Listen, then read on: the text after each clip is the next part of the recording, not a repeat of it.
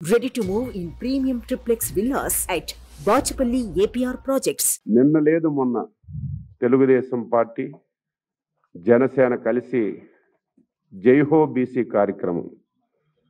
ప్రతిదీ ఒక చరిత్ర, ప్రతిదీ ఒక రికార్డే.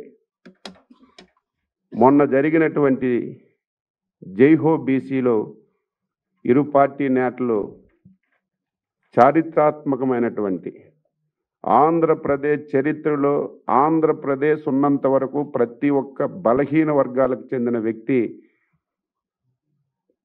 గుర్తు పెట్టుకునే విధంగా ఒక చారిత్రాత్మకమైనటువంటి బీసీ డిక్లరేషన్ కూడా రిలీజ్ చేసిన విషయాన్ని కూడా గుర్తు చేస్తున్నాను. తరువాత రెండు పార్టీ అధినేతలు నిన్న కూర్చొని రెండు పార్టీలు కలిసి ఒక కీలకమైనటువంటి బహిరంగ సభను నిర్వహించాలని చెప్పి నిర్ణయం తీసుకున్నాం. ఆ బహిరంగ సభ ఈ నెల 17వ తారీఖున చిలకలూరిపేటలో నిర్వహించి అతి భారీ సభని చేయాలని చెప్పి రెండు పార్టీలు కూడా నిర్ణయించాయి. ఆంధ్రప్రదేశ్ చరిత్రలో రేపు 17వ తారీఖు జరుగుతున్నటువంటి ఉమ్మడి సభ రాజకీయ చరిత్రలో మరొక చారిత్రాత్మకమైనటువంటి ఘట్టానికి ఒక వేదిక అవుతుందని చెప్పి ఈ సందర్భంగా తెలియజేస్తున్నాను. ఆ సభలో సూపర్ 6కి సంబంధించి కీలకమైనటువంటి ప్రకటన చేయబోతున్నాం. తెలుగుదేశం పార్టీ జనసేన ఉమ్మడి మేనిఫెస్టోతో పాటు భవిష్యత్ ప్రణాళికలు కూడా ఆ సభలో ప్రకటించబోతున్నాం.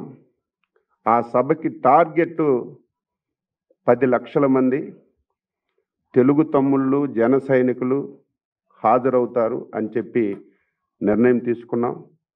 ఈ చిలకలూరిపేట సభ చరిత్ర సృష్టించడం ఖాయమవుతుంది. జన ప్రబంధనానికి సభ ఒక వేదిక అవుతుందని చెప్పి ఈ సందర్భంగా తెలియజేస్తూ ఆంధ్రప్రదేశ్ ప్రజల అభివృద్ధి సంక్షేమానికి బడుగు బలహీన వర్గాల సాధికారతకు ఈ సభ వేదికగా ఉండి కార్యాచరణ ప్రకటిస్తున్నామని చెప్పి సందర్భంగా తెలియజేస్తూ అందుకే ప్రజలందరికీ ఈ సందర్భంగా కోరుతున్నాం, స్వచ్ఛందంగా ఆ సభకు రావాలి.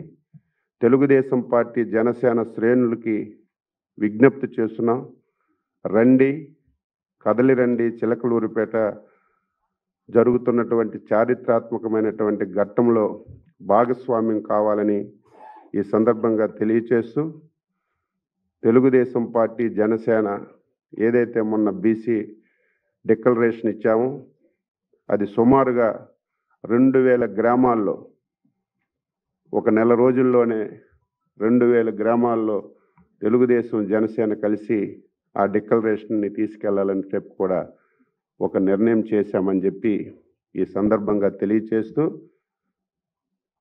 ఆర్టీసీ ఎండీకి చిట్ట చివరిగా హెచ్చరిక చేస్తున్నాను. ఈరోజే లెటర్ పెడతాం రెండు పార్టీలు.